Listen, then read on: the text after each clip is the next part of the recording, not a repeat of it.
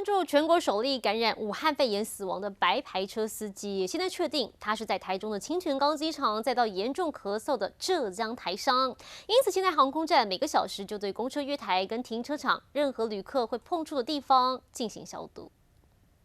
航站内，工作人员针对电扶梯扶手和座椅进行消毒，任何旅客可能会碰触的地方都不能忽略。想消毒有啊，就是每一个小时消毒一次。手扶梯要座椅。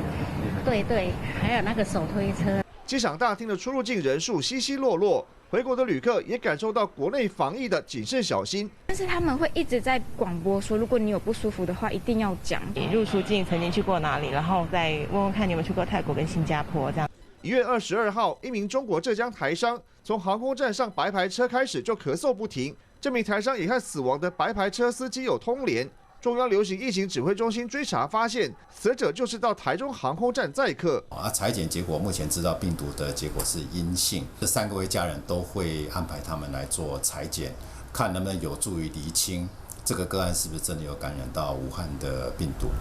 机场是防堵疫情第一线，除了航站大厅内部，外头的公车月台和停车场，工作人员从1星期前就全面加强消毒，要把武汉肺炎病毒威胁降到最低。华视黄主义张春峰、谢忠义台中彰化报道。